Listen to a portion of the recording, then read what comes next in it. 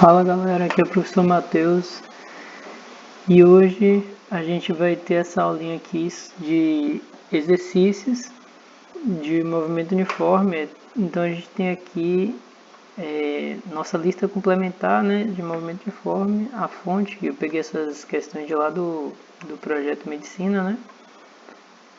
E aí a gente vai dar uma resolvida nessa lista aqui juntos. Ela é uma lista assim aplicada, né? Quem já teve a oportunidade de fazer os exercícios sabe. E eu vou estar fazendo com vocês. Lembrando que quem estiver fazendo, eu aconselho a pular a questão 1, 2 e 15. Esperar fazer aqui agora comigo. Aí bora lá. Primeira questão. Ano-luz é a unidade de distância que mede a distância percorrida pela luz em um ano. Uma nave que viaja com 2/5 da velocidade da luz levará então o seguinte tempo para percorrer uma distância de 4 anos-luz. Então bora lá, gente. Ele não falou qual é a velocidade da luz. Então vou considerar que é c. Aí como vocês podem ver aqui, ó, na primeira questão eu considerei que a velocidade é igual a c. Não sei qual é. Eu sei que o deslocamento é 4 anos-luz. Como a velocidade de luz é c, a vezes c, onde a são anos e c é a velocidade da luz. A gente sabe que a velocidade da nave, que é a nossa nave, né, ela está com 2/5 de c, 2/5 vezes c. Pela fórmula de velocidade média, a gente pode chegar nessa relação. Velocidade é ΔS sobre ΔT, então ΔT é ΔS sobre V. O ΔS é 4 anos-luz e a velocidade é 2/5 da velocidade da luz. Como aqui tem um número dividido por uma fração, você conserva o número e multiplica pelo inverso dessa minha fração. Então 5 vai ficar em cima e o 2c vai ficar embaixo. O c em cima corta com o c de baixo, lembrando que isso era a velocidade da luz. Agora é só multiplicar 4 vezes 5, 20, dividido por 2, 10. Então demora 10 anos para essa nave aqui, né, percorrer 4 anos-luz nessa velocidade. A letra D. Então essa aqui, 10 anos, né? Bora para a segunda questão. Duas esferas de dimensões desprezíveis dirigem-se uma ao encontro da outra executando movimentos retilíneos e uniformes. As esferas possuem velocidades cujos módulos valem 4 e 7 metros por segundo. A distância entre elas nos 4 segundos que antecedem a colisão é de... Gente, essa questão é bem complicada, então eu aconselho vocês a fazerem por etapas, tá? A gente sabe aqui que ele falou em colisão, né? Então eu vou descobrir qual é o tempo da colisão, já é uma indicação. E ele não deu as posições iniciais, então eu vou ter que fazer aqui uma função horária para cada um, lembrando que eles estão em movimentos retilíneos e uniformes. Então a gente tem aqui um MRU. A equação do MRU é aquela do sorvetinho. Então bora lá. Vou considerar que o corpo A está na posição 0 e o corpo B na posição D. Cada um com uma velocidade, né? No encontro eu sei que a posição do A é igual à posição do B. Como ele quer 4 segundos antes de colidir, vocês podem ver aqui, ó, a distância entre eles 4 segundos antes da colisão. Então vai ser o tempo da colisão menos 4, o tempo solicitado. A posição SA é dada pela posição inicial mais V vezes T. Essa é a equação do movimento uniforme, né? Sorvetinho. A velocidade eu sei que é 4. Então aqui eu estou fazendo para A, né? Positiva porque está para a direita. E a de B, a posição inicial, eu considerei que é D. E a velocidade dele é menos 7 porque está para a esquerda. Agora que a gente sabe disso, no encontro essas duas vão ser iguais. Você vai igualar essas duas equações, vai obter que 4t é igual a d menos 7t. Vou passar os t's para um lado e deixar o d do outro. 11t é igual a d. Lembrando que esse tempo é o tempo do encontro. Então, o tempo da colisão é igual a d sobre 11. Se 11 passar dividindo. Como ele quer no tempo da colisão menos 4, eu vou descobrir esse meu novo tempo da colisão menos 4, como d sobre 11 menos 4. E aí eu vou descobrir qual é a posição de A e a posição de B nesse tempo 4 segundos antes da colisão. Lembrando que essa é a função de A e essa é a função de B. Vou substituir esse T azul aqui, ó, em cada uma das funções. Aí bora ver o que dá.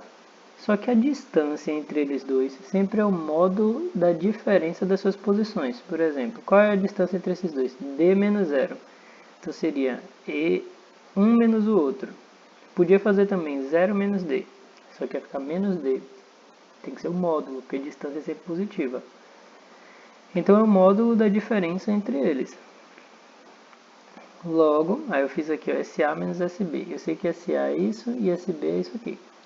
Se eu subtrair elas duas, aí eu vou ter 4T em SA menos, abre parênteses, D menos 7T em SB. Cuidado com esse parênteses do menos. O primeiro fica negativo, o segundo positivo. 4T mais 7T, 11T, menos D. Só que o T que eu vou substituir é aquele tempo lá que a questão solicitou. O tempo do encontro, menos 4 segundos. Vou obter essa equaçãozinha. Esse 11 vai distribuir por cada um deles. Lembrando que esse T em vermelho virou tudo que está dentro do parênteses. 11 vezes D sobre 11 vai dar D, porque o 11 vai cortar. 11 vezes 4 vai dar 44. E o D continua lá. D corta com D, deu menos 44. Só que lembra que é o módulo. Se é o módulo, você tem 44 metros de distância entre eles, 4 segundos antes deles colidirem. E aí a letra B. Bora visualizar aqui, ó. Letra B, 44. Terceira questão. Nos Jogos Olímpicos de Los Angeles, em 1984, o atleta brasileiro quase não sai. Meio fundista Joaquim Cruz venceu a prova final dos 800 metros e estabeleceu para a época um novo recorde olímpico, completando a prova em 1,717 minutos. Considerando que o atleta percorreu o espaço final da prova, correspondente a 25% do espaço total, nesse tempo de 0,417 minutos. Sua velocidade escalar média na parte anterior. Então, gente, a gente tem esses 25 no final. Então, quanto é que vai ficar antes? 75. Aí ele está aqui já com as alternativas, né? Bora tentar interpretar essa questão. A maioria dos problemas aqui envolve interpretação legal. Então, é bom vocês fazerem esse tipo de problema. Está aqui o nosso querido Joaquim, correndo. O deslocamento total dele é 800 metros da prova. Está aqui os dados, ó, 800 metros. Ele tem um tempo total de 1,717 minutos na prova. E se eu quero a velocidade média no instante anterior, a questão me disse aqui nos 25% finais, então são 25% de 800, ele percorreu num tempo de 0,417 minutos. Aí já dá para você saber, sobrou aqui quanto de espaço, sobrou 75% de 800, e sobrou quanto de tempo? Tem que pegar o tempo total menos esse percurso aqui, ó. Então bora lá, velocidade média ΔS sobre ΔT. Ele quer a velocidade média desse percurso anterior. ΔS é 75% de 800, ΔT é essa subtração. O tempo total menos o tempo do percurso final. Vê como ele já botou em valores aqui bem tranquilos, né, de se fazer a conta. Só que lembra que está em minutos. De minutos para segundos a gente multiplica por 60. Esses dois zeros aqui, ó, você pode tirar, porque eles não se representam nada. 75% é 75 sobre 100. O dia representa a multiplicação. 800, corta os zeros. Ficou 75 vezes 8. E 75 vezes 8 dá 600. Só que com 60 debaixo dos minutos que viraram segundos aqui vira 10 e embaixo 1,3. Aí aparece essa divisão aqui chata. E aí o que a gente faz? Para simplificar, multiplica em cima e embaixo por 10 e começa a divisão. Gente, a maioria das questões aqui você não precisa fazer até a última casa decimal a conta. Olha lá nas respostas. Nas respostas, os valores são totalmente diferentes um do outro. Então, basta eu descobrir o primeiro e já foi. Já vai ser essa aqui. Então eu comecei a fazer a conta aqui, apareceu 7, já sei que vai ser a letra B. aproximadamente 7 metros por segundo. E vamos para a próxima questão. Na questão 4, fala assim: a órbita do planeta Terra em torno do Sol possui uma distância aproximada de 930 milhões de quilômetros. Sabendo-se que o ano possui 365 dias e 5 horas, a velocidade média exercida pela Terra para executar essa órbita é aproximadamente de... Vale salientar uma coisa aqui, vocês já olham as respostas. Todas as respostas têm ordens de grandeza totalmente diferentes. Olha aqui, ó, essa ordem de grandeza é 10 a 1, 2, 3, 4, 5. 10 a 5. Essa é 10 a 3. Essa é 10 ao quadrado e essa é 10, né? Aí, se você encontrar um resultado, eu não vou calcular esses outras casas decimais. Eu já vou fazer a questão como se fosse de ordem de grandeza. Então, eu posso aproximar tanto esse tempo quanto essa distância. Se ele quer uma velocidade, eu vou dar a velocidade aproximada. Então, 930 milhões. Aqui não saiu na foto, mas o milhões é 10 a sexta. Então aqui é um 10 a sexta. 930 vezes 10 a sexta quilômetros. E o tempo vai dar 365 dias. Cada dia tem 24 horas, mais 5 horas. Então 365 vezes 24 mais 5. Essa continha aqui, ó, a gente nem precisava fazer. Eu fiz aqui porque é uma conta simples de multiplicação e depois uma sominha. Mas observem aqui, ó, esses dois valores, 930 e 8.665, são quase iguais. Eu vou pegar então, aqui está 10 a sexta, eu vou tirar uma potência dele, aí aqui vai ficar 9.300, embaixo 8.765 e eu sei que isso aqui dá quase 1. Então é aquele quebradinho lá, 1,106. Pronto, não preciso fazer a conta. Eu sei que vai dar aproximadamente 1 vezes 10 a 5. Então a ordem de grandeza é 10 a 5. 1, 2, 3, 4, 5 números, 5 zeros atrás do 1, em km por hora. Bora verificar lá. A única resposta, 1, 2, 3, 4, 5, que tem isso é a letra A. Então a gente conclui que é a letra A. Quinta questão.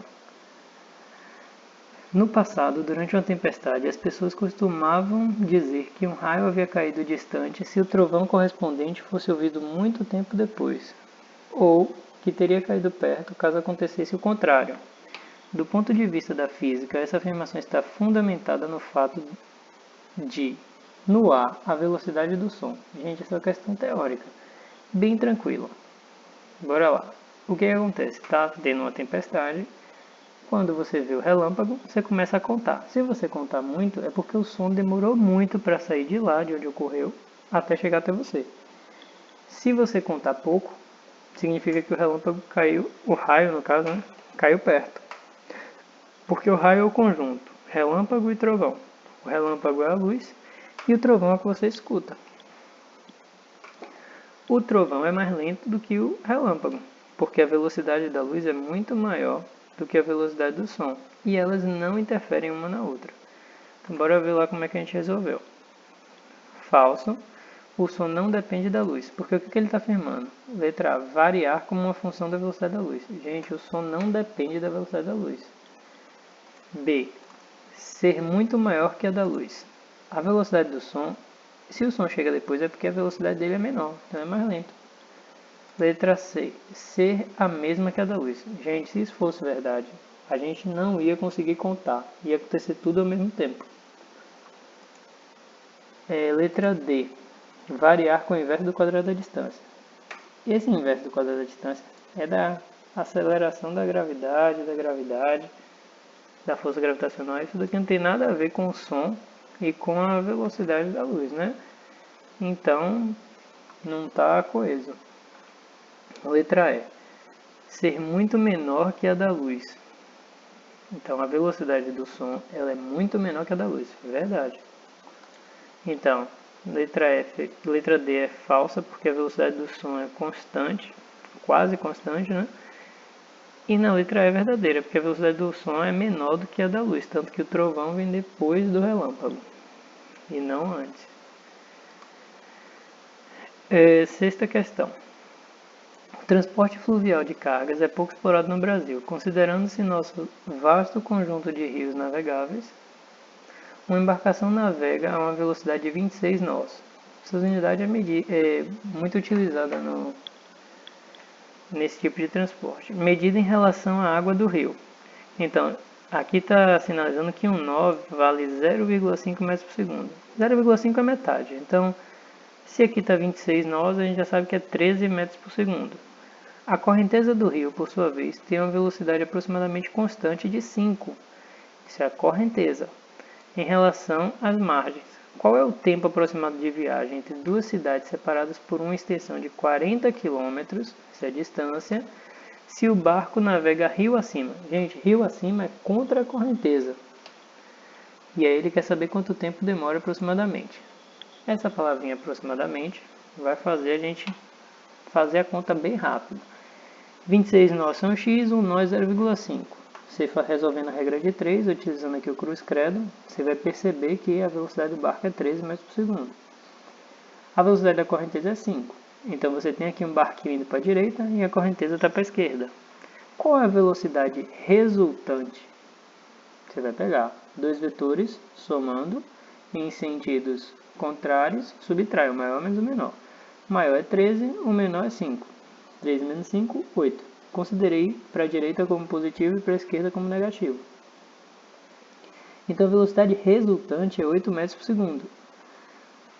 E a distância a ser percorrida é 40 km. O deslocamento, né? Então a gente tem que a velocidade média ΔS sobre ΔT, a velocidade é 8. A distância, você tem que botar aqui ó, o deslocamento em quilômetros, então vai virar 40.000. Você tem que transformar de quilômetros para metros, né? Vira 40.000, descubra o tempo. Esse tempo que eu vou descobrir está em segundos. 40 por 8 dá 5, com 3 zeros no final, 5.000. Olha como essa conta é fácil. Só basta você lembrar que 1 hora são 3.600 segundos. 5.000 é 3.600 mais 1.400. Então, 3.600 é 1 hora. E o 1.400 vão dar alguns minutos, porque vai dar menos do que 1 hora, porque isso é menor do que 3.600. 1 hora e x minutos. Será que tem alguma resposta que está assim? A gente vai lá olhar. 1 hora e 23 minutos. Olha como está a alternativa B. Então, acabei de resolver essa questão. Claro que eu olhei as respostas. Se você tivesse aqui, ó, cada resposta com 1 hora e 23, 1 hora e 25, 1 hora e... Aí você ia ter que fazer até aqueles 1.400. A gente sabe que 1 minuto é 60 segundos e aí você fazia a regra de 3. Tá bom? Vamos para a questão 7. E aí, depois de resolver a questão 7, eu interrompo esse vídeo, construo outro vídeo resolvendo as outras. Elas são um pouquinho maiores. Uma partícula se afasta de um ponto de referência O a partir de uma posição inicial A. No instante t igual a 0, deslocando-se em movimento retilíneo uniforme, ó, MRU eu já sei que é a fórmula do sorvetinho, sempre no mesmo sentido. Então você tem uma partícula que está se afastando de A. A interpretação é fundamental nessas questões. A distância da partícula em relação ao ponto O no instante t igual a 3 segundos é igual a 28 metros. E no instante t igual a 8 é igual a 58 metros. Determine a distância em metros da posição inicial A em relação ao ponto de referência O. Bora desenhar a situação, gente. Física só funciona fazendo desenhos. Você tem aqui ó, o ponto O, vou chamar aqui de 0, né? Nossa referência. A partícula saiu do ponto A em movimento retilíneo uniforme, sempre com a mesma velocidade. Aí ela passou aqui pelo B, que eu chamei de B, né? O 28 metros depois de 3 segundos. E o C, 58 metros depois de 8 segundos. Do 3 até o 8, percebe que passou 5 segundos? Pronto. De B para C, a gente consegue ver que a velocidade média dela é ΔS, posição final menos inicial, 58 menos 28, 30. E tempo final menos tempo inicial, 8 menos 3, 5. Você tem aqui 6 metros por segundo. Como a questão falou que é um movimento retilíneo uniforme, a velocidade nunca vai mudar. Então aqui, em todo o percurso, a velocidade sempre vai ser 6 metros por segundo. Aí eu tenho que pensar, poxa, teve um percurso aqui ó, de 0 até A, né? De 0 até A, mesmo que aqui seja tempo zero, não tem problema nenhum você considerar que antes, em algum momento, ela esteve aqui, como se você estivesse voltando no tempo. A gente tem então que a velocidade média ΔS sobre ΔT, a velocidade continua sendo 6, E quem é o ΔS? Posição final menos inicial, final 28, inicial A. Tempo final 3, posição inicial, o tempo inicial 0. De 0 a não, gente, aqui eu peguei o de A até B. Desculpem aí, mas foi de A até B. É como se eu estivesse considerando esses dois trechos. Aqui está errado, é de A até B. Feito isso, você vai encontrar a posição A como sendo 10 metros, tá? Lembrando que é de A até B. Posição final 28, menos A, 3 menos 0, e a velocidade continua sendo 6. Você vai descobrir. E aí eu vou finalizar esse vídeo por aqui, e a questão 8 a gente resolve na próxima videoaula. Valeu, galera, bons estudos aí pra vocês, e tchau!